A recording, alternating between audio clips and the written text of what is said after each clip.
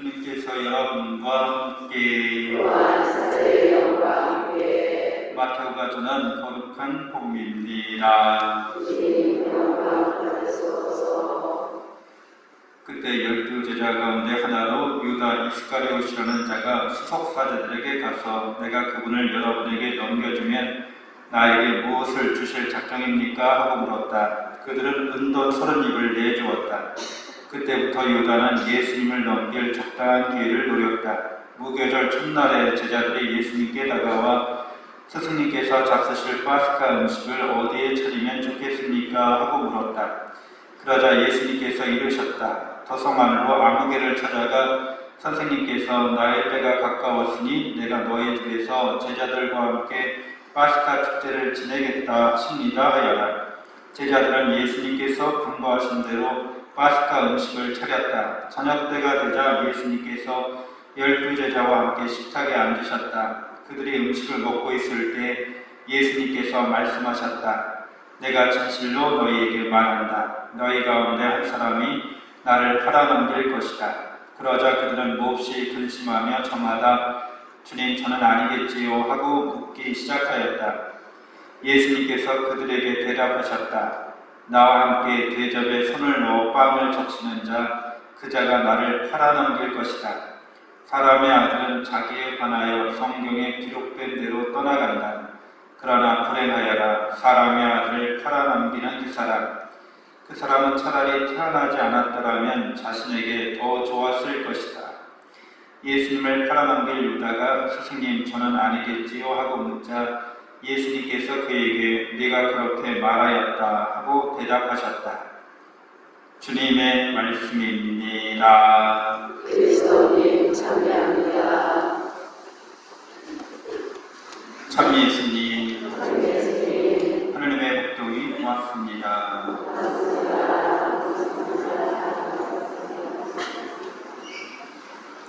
네, 예수님께서 어법, 화법 중에 이제 자주 쓰시는 성경에 나타나는 표현인데 네가 그렇게 말하였다 이런 표현을 쓰십니다. 빌라도가 물었을 때도 당신이 유다인들의 임금이요? 라고 말했을 때도 네가 그렇게 말하고 있다 라고 이야기해 주십니다. 그 말한다는 것은 여러분도 잘 아는 것처럼 인간만이 말을 하죠. 인간이 말하는 것은 동물들이 정보를 서로 이렇게 나누는 것보다 훨씬 더 매우 추상적인 일이죠. 그래서 우리는 모든 것에 이름을 붙이고 모든 것들에 대한 정보를, 지식을 서로 나눌 수가 있습니다. 이제 말하는 것으로 말미암아 이런 능력을 갖게 되는 거죠. 그래서 인간이 말한다고 하는 것은 하나님께서 말씀하는 분이기 때문에 그렇다고 성경은 우리에게 이야기해 줍니다. 하나님은 말씀하시는 살아계신 하나님이셔서 말씀으로 이 세상을 창조하십니다. 무로부터 말씀하심으로 이 세계가 창조됐다고 성경은 우리에게 전해줍니다.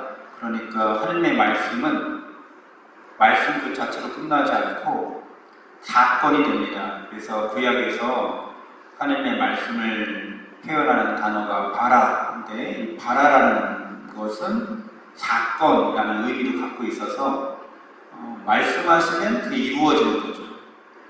그래서 오늘 예수님이 저는 아니겠지요 라고 말하고 마치 자신이 그런 생각을 하고 있지 않은 것처럼 예수님을 팔아넘길 생각을 하고 있지 않은 것처럼 거짓말하는 유다에게 네가 그렇게 말하고 있다라고 해주십니다.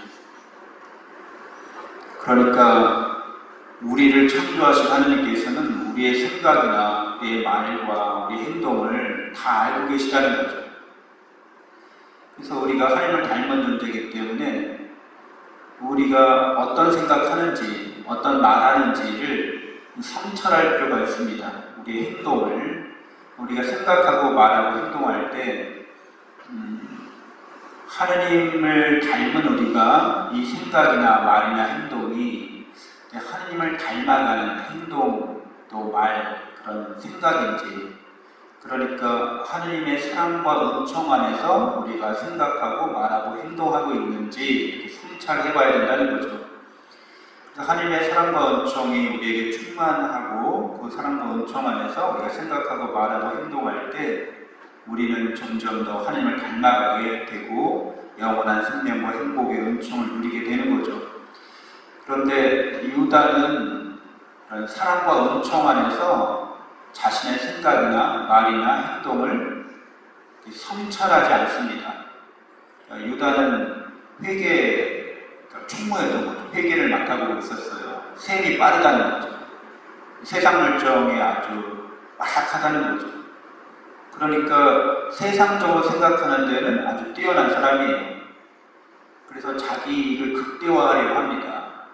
그리고 어떻게 하면 예수님을 이용해서 그렇게 자기 이익을 극대화할 수 있을지, 또 예수님을 통해서 자기가 어떻게 한 자리를 차지할지 궁리하는 사람인 거죠. 그러니까 예수님을 내가 팔아넘기고 예수님을 위기에 빠뜨리고 예수님이 그 위기를 당신의 능력으로 이렇게 헤쳐나오게 되면 그 예수님을 통해서 많은 사람들이 구세주 예수 그리스도를 모실 수 있는 그런 환경이 조성되리라고 아마 나름대로 계산했을 거예요. 그러니까 예수님이 너무 겸손하시다. 이분 자기 능력을 안 드러낸다. 이분이 자기 능력을 드러내는 것은 군사적으로, 정치적으로 자기 능력을 드러내야 되는데 그 실질적인 것은 안 드러내시고 죄로부터 구원하신다고 했는데 그런 건 필요 없고 정치적인, 경제적인, 군사적인 면에서 능력 드러내셔야 된다. 내가 그 일을 감당하겠다. 이렇게 생각하는 거죠. 그래서 이런 일을 저지르고 맙니다. 그러니까 세상적으로 똑똑하다고 생각하는 사람들이 신앙적으로는 아주 어리숙하고 아주 무지몽매한 거죠. 그래서 신앙인들이 살아가면서 하느님의 사랑과 은총 안에 자기 자신이 머물러 있어서 우리가 어떤 선택과 결단을 할지 하느님께서 우리에게 주어주셨다는 거죠. 너의 인생을 네가 성찰하면서 자유롭게 네가 원하고 좋아하는 일을 해. 그리고 그 열매를 맺어 이렇게 하신 거죠. 그래서 우리가 하느님을 사랑하지 않고 세상만을 사랑하면 그 썩어 없어질 열매만 잔뜩 맺고 그런 것들은 우리가 천국 가서 셈 바치는데 아무 도움도 안 되는 것들이죠. 제가 돈을 얼마나 많이 벌었습니다. 제가 얼마나 많이 유명해졌는지 아십니까? 제가 얼마나 큰 권력을 획득했는지 하느님은 아세요? 제가 얼마나 위대한 존재인지 하느님 아세요? 아무짝에도 쓸모없는 거죠. 그래서 내가 살아가면서 하나님의 사랑과 은총을 어떻게 열매 맺었는지만이 하느님 앞에 가서 셈 바치게 됩니다. 여러분들이 성령께서 이끄시는 지혜 가운데 풍성한 사랑과 은총의 열매를 맺는 복된 삶을 살아가시기를 축원합니다. 잠시 눈 감고 묵상하겠습니다.